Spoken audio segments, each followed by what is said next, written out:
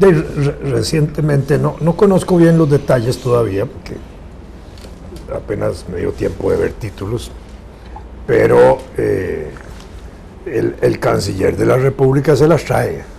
Acaba de destituir al embajador de Costa Rica en China, ¿verdad? No había escuchado. Sí, eso me pareció ver el título de periódicos, es decir, no se anda con las ramas. Cuando un embajador no le suena bien por algún motivo, los destituyes. Es como el tercero o el cuarto que destituye. Pero no dio la razón, o no. Creo que la relaciona con ineficiencia, en el ejercicio de la función. Ajá.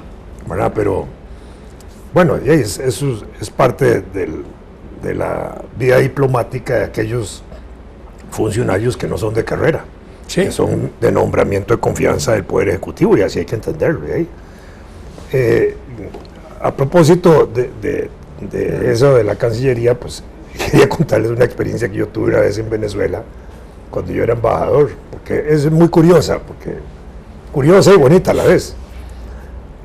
Los embajadores de Costa Rica en Venezuela son miembros del Sistema Económico Latinoamericano, y ahí representamos a Costa Rica. También en ACAF, en la cuestión estandina de fomento, que es un organismo muy especial y de un poder económico extraordinario, con una eficiencia, lo manejan. Bueno, pero de eso podemos hablar otro día. Pero en el caso del CELA, yo me incorporo al CELA a los poquitos días de haber llegado a Caracas, y había una embajadora ahí, negrita, muy bonita, muy fina, de facciones muy finas. Y, bueno, yo pensé que era de un país caribeño, ¿sí? No era de sorpresa. Hay 34 países en América Latina y en el Caribe que forman parte de la OEA, y también en el CELA. A los días, cuando en algún momento ya la conocí y me presentaron ante ella, descubrí que hablaba perfecto español, ¿verdad? Pero tenía un acento que me llamó la atención, y entonces le pregunté: ¿y usted de dónde es? Y yo soy la embajadora de Argentina. Claro, yo donde veo la embajadora argentina, una negrita, pero negra, ébano, Y entonces me dice: no se sorprenda, en Argentina hay una minoría negra muy pequeña, pero es muy importante, histórica.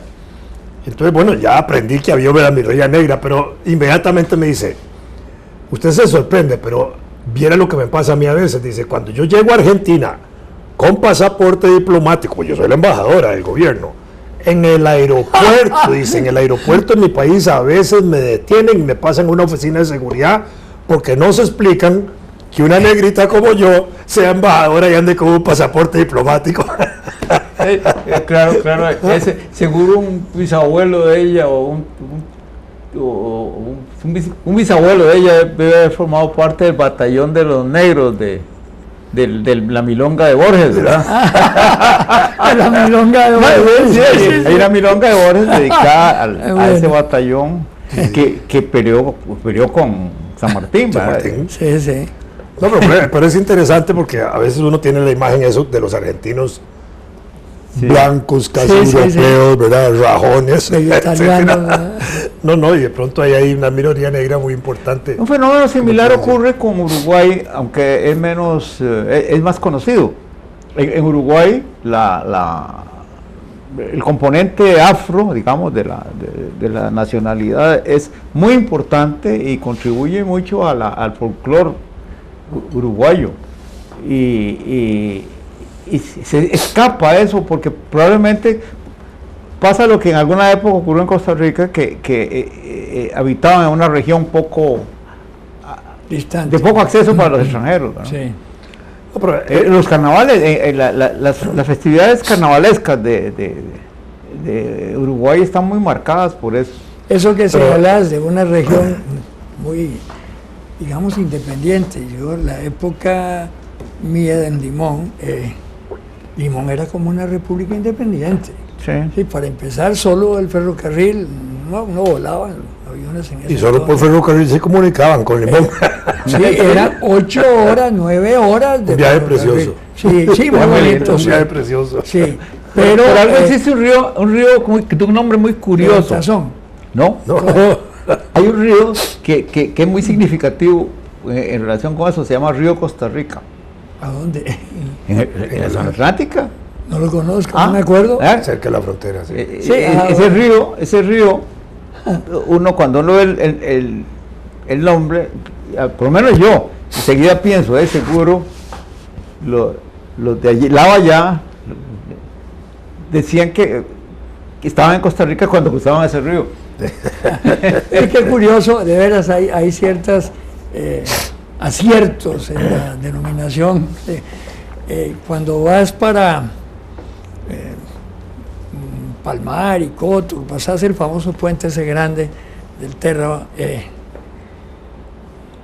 hay un río que se llama Río Sucio, y ¿sí? Es sucio como el carajo, y enseguida es Río Claro, y es clarito, pero están casi pegados, sorprendente, es decir, bien calificados, Río Sucio y Río Claro. Y un cuñado mío que trabajaba allá, Jorge H., me decía, en invierno es al revés, debían cambiar, porque en invierno el Río Sucio es claro y el Claro sucio, me decía. Río Celeste. Bueno, Río Celeste, sí. Río Celeste, ahí en la zona norte. Sí. Aguas celestes. Y de veras es requete celeste. Sí. Da una impresión muy bonita cuando muy uno bonito, lo ve. sí. Sí. Sí, porque no es frecuente. Cuando uno se asienta en su lugar, es maje siempre. Sí, claro. Lo digo yo también de los extranjeros cuando está en su lugar, porque si uno ve que en Costa Rica hay un río que se llama así, Río Sucio, sí. Bien, ¿por qué ponen un nombre tan feo? Pero probablemente es un calificativo descriptivo.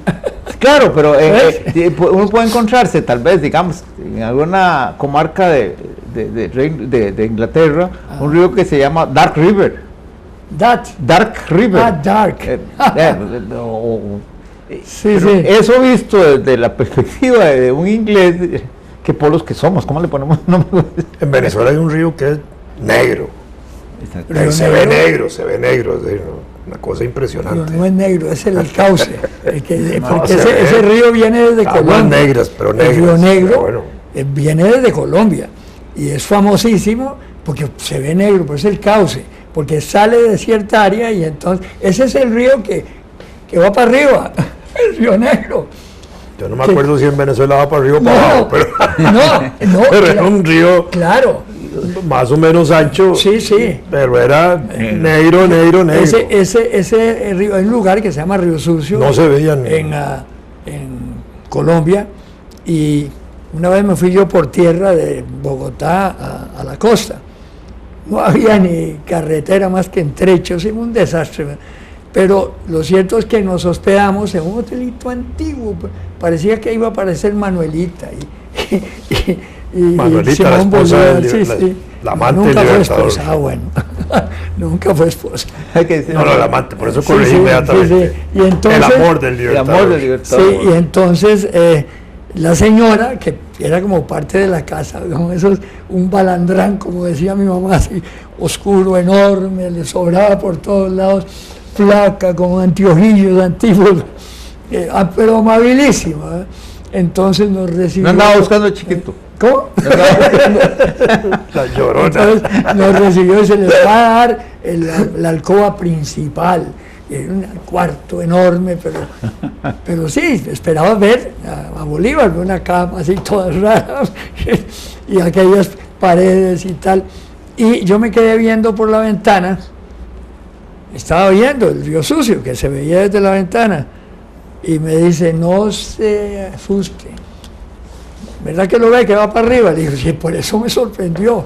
Me dice, sí, ningún río puede ir para arriba contra la gradiente. Y me dice, es una cosa interesantísima que se da aquí, que es un efecto visual, pero vos lo ves que va para arriba. Y es el Río Negro. Y el lugar se llama Río Negro. Interesante. No, ese Río Negro de Venezuela está ahí donde está la catarata esa del Ángel. En esa zona, pero sí es impresionante. Por aquí, ahora se me olvida, pero uno no se fija mucho en eso, yendo por la 27, saliendo hacia tan cerca como a Santana, hay un río que tiene un nombre raro. Que, Agres o algo así se llama. Puede ser. Creo, algo así, ya, Sí. lo veo todos los días casi, cuando paso por los nietos y siempre me pienso, voy a averiguar de dónde viene ese nombre, se me olvida después. Y es Se Agre. llama Agres. Agre. Agres. Agre, sí, claro, que te entendí agrio. Y Bueno, yo pues, vale. Agres Sí, sí, sí. Sí, yo sé, yo lo he visto. Agres, sí, sí. ¿Qué quiere decir agre? De verdad no había pensado. Debe ser algo con agreste. no sé. No sé está en Colorado que hay un río que se llama Amarillo. Amarillo, sí, Amarillo. sí. Amarillo, sí, sí, sí, sí. En español le pusieron río amarillo. Sí, sí. El río Amarillo de China. ¿Ah? El río Amarillo de China. En Bueno, China sí. Sí, claro. Hay un río amarillo famoso. A propósito de destitución Hasta de una ópera embajadores, Trump destituyó al embajador en China. También. Algo pasó también. Sí. Y destituyó también al Bannon. Bueno, eso bueno, Eso sí es una noticia. Sí, lo sí, destituyó sí. en el puesto del Consejo Sí, sí, de defensa que No, tenía no, de y la seguridad. posición que si ahora se tiró contra Putin, con el asunto ese del atentado, el bombardeo ese. Oye, pero sí, sí, sí, pero abiertamente, ¿verdad? Que si no lo sanciona las Naciones Unidas, Estados Unidos se va a ver obligado a tener una acción individual, así. Puta. Es una torta, está pateando contra un clavo, porque esa torta, lo que me digo, yo estaba hablando ahí en la red y después dejé de hacerlo, porque la gente es muy estúpida a veces. El asunto es de Gazarín, Pinochet lo usó, los alemanes lo encontraron en el 38, lo fabricaron al final de la guerra y no lo usaron. Pinochet mató a Letelier, hizo matar a Letelier con eso. Sí, sí, pues no lo mató. Pero bueno, No lo mató. no, claro, Con eso, no. Al atelier. sí, Sí, no. Letelier fue asesinado. Sí, pero no con pero gas. Fue un atentado. Fue un atentado. Sí, una un bomba. atentado. Pero, hay pruebas de que Pero al final tenía el gas. Sí. Es que Sí, no, sí, pero claro. todo el mundo dice el gas, pero eso no es un gas, en absoluto. Hierve a 180 grados, es un líquido. Sí, a ver. Lo que pasa es que se puede llevar una bolsa plástica, como se lleva un boli. Ya le dice. Por eso es que prohíben ahora llevar bolsitas plásticas a los No, claro, tienen razón. Sí, sí, Son los líquidos. pero cuando se expone al aire, tiene una tensión de vapor muy alta, más alta que la del agua, y enseguida se difunde. Y es tan fregadamente venenoso que una pequeña cantidad causa un desastre en el sistema nervioso de los mamíferos, y como nosotros somos mamíferos todavía, entonces, Dicen que evolucionados. ¿Ah? Dicen que evolucionados. sí, bueno, Sí, sí, pero me da risa. Es tanto Somos como para mamíferos todavía. tan evolucionados como para fabricar esa cochinada. Exactamente. Sí, sí, sí. Pero lo que a mí me pasó fue que recientemente terminé así, con un gran con asco, porque es una cosa horrible. El libro que escribió Murakami, el escritor japonés, que ha sido sí, mencionado mucho. Él es periodista y escritor. Como periodista se escribió un libro que se llama Underground, y no lo tradujeron el título, así se quedó en español y en otras lenguas. En japonés debe ser otra cosa, pero bueno, en Occidente la Debe ser taca-taca. taca. Como ¿Ya? Cantinflas. Bajo tierra. No. Entonces resulta que él se apasionó por el tema, porque creyó encontrar en un incidente que hubo en Japón, donde 2 veces hubo atentados en el metro de Tokio con eso, con ese gas. Pero es facilísimo. Sí, ahí me explicabas. Los terroristas eran personas comunes y corrientes que llevaban en un maletín una bolsa plástica con eso. Entonces, en un momento dado, cuando el tren se acercaba a una estación, que nada más entraba y salía gente, la dejaron ahí, la pincharon y salieron. Y claro, al pincharla se regó el líquido y la gente no se dio cuenta porque es inodoro además. Es que hay hecho por el diablo, ¿verdad? Y entonces, de ahí lo que empezaron a ver de pronto, los gente efectos. que empezaba a doblarse y a caer. Eso fue terrible. Entonces él se dedicó a entrevistar víctimas o parientes de víctimas, allegados a las víctimas, testigos. Y sí, de ahí, eso lo puede manejar cualquier atorrante sin que se le pueda percibir. Y bueno, y la fabricación no es una cosa que sea del otro mundo. Es decir, cualquier quimiquillo de la abuela podría hacerlo, yo creo. Es simple. Y el descubrimiento de eso lo hicieron unos alemanes en el 38, 1938, que investigaban para una de estas grandes empresas farmacéuticas, químicas de Alemania, buscando mejores pesticidas agrícolas. Entonces deben habérsele muerto algunos trabajadores y algunos químicos en experiencia. Y tan pronto como se dieron cuenta de que tenía esos efectos, el gobierno alemán incautó toda la patente y todo, y se la traspasó todo al ejército alemán. Y lo curioso y afortunado, creo yo, es que empezaron a producirlo cuando ya la guerra estaba muy avanzada y nunca la llegaron a usar en combate. Hay una discusión de si habían fabricado 500 toneladas o 10.000 o cualquier número. Una vez se anunció por parte de los Estados Unidos que habían hecho lo que se llamó la bomba de neutrones. Sí. Y la bomba de neutrones era una bomba Sí.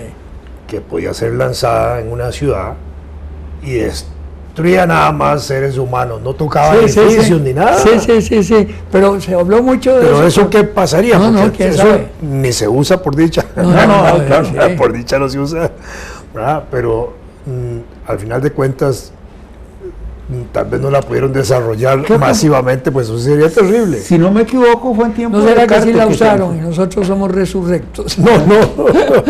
No, la broma la broma belga sí se sobre habló ese de tema eso. era que Estados Unidos estaba muy preocupado por la arqueología del futuro y quería dejar edificios completos para que los investigadores entendieran cómo era nuestra civilización después de una guerra nuclear. Pero es la cosa más inhumana que Sí, claro. por supuesto. Sí, pero además la más fina, elimina seres humanos sin destruir nada, materialmente hablando. Que es lo importante, ¿verdad? ¿Qué es lo que cuesta hacer? Qué horror, ¿ah? Sí. Esas cosas, la capacidad de... Bueno, además, el gas sarín, eso que llamamos gas, el sarín, es un compuesto fluorofosforado.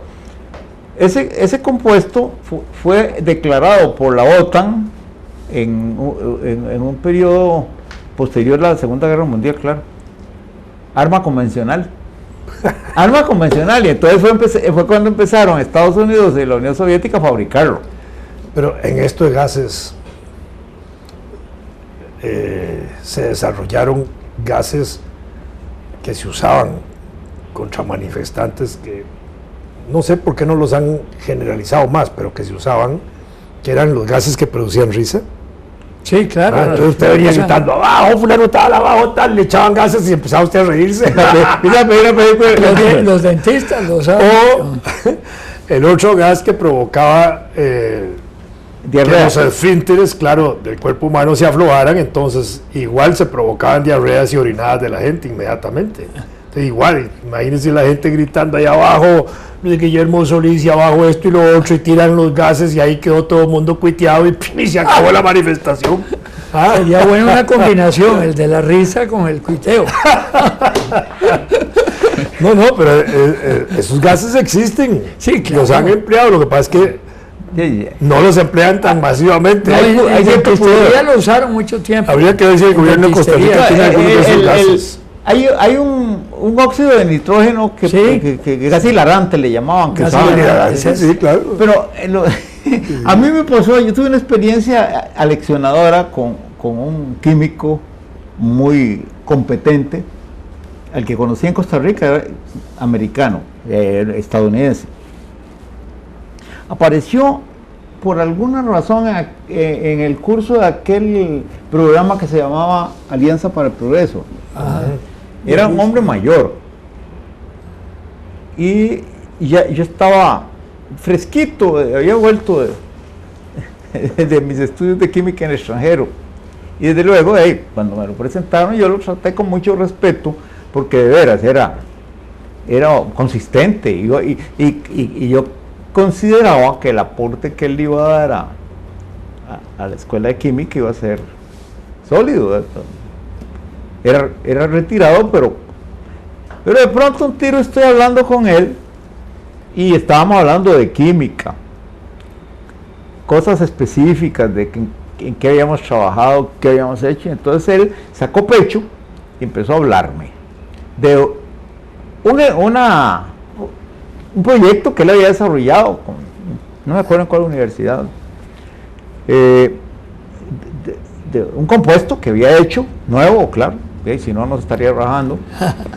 Y el palmarés, así, lo mejor de todo era que en Chile lo usan como gas lacrimógeno. Y ese es el caso en que un químico quisiera patearle los dientes a otro. ¿Cómo se llama? Moralmente uno puede vanagloriarse de una... Sí, claro. Porque claro, a veces pasa como lo que pasó ¿cómo se llamaba él? El que dirigió el desarrollo del Napalm. Ajá. Ese pobre hombre, yo lo conocí en Harvard. Fue un gringo. Sí. Los libros de él eran, Sí, pues sí. teníamos que estar todos gajados porque eran indispensables para trabajar en química. Luis Fischer. Él estaba en Harvard ya viejito, y mientras nosotros salíamos cada rato a manifestar contra la guerra de Vietnam y todo aquello, él se movía como un fantasma. Porque una de las cosas que más se hablaba de Vietnam era el uso del napalm contra la gente, ¿verdad? Sí, Es decir, claro. Sí, claro. pero él, su defensa era, y no la hacía porque era Caldo insostenible. anaranjado, le decían. Él había ayudado a las Fuerzas Armadas de su país en tiempos de guerra a desarrollar un arma antitanque. El napalm, según la forma como lo habían desarrollado, consistía en una mezcla que se lanzaba contra un tanque y se incendiaba. Entonces el tanque se volvía tan caliente que los que iban adentro tenían que salir. tenían que salir y rendirse. Sí, claro. O sea, era un arma antitanque, pero de pronto a unos cafres de las Fuerzas Armadas se les ocurrió usarlo como antipersonales. En Vietnam las utilizaban contra las aldeas, lo tiraban, Claro, quemaban claro, aldeas tiraban. completas. Eso nunca lo pensaron ellos, ¿verdad? Y el Claro. pobre Fischer vivía como arrinconado porque avergonzado de aquello. Y una vez yo leí un artículo de Kurt Vonnegut donde decía, él había visto a Fischer como yo lo había visto. Y decía, yo mira, me robó el tema porque Sí, claro. patético era. Sí. Jamás iba a vanagloriar de eso. Pero, El patético no lo han patentado. así que hay que aterrizar.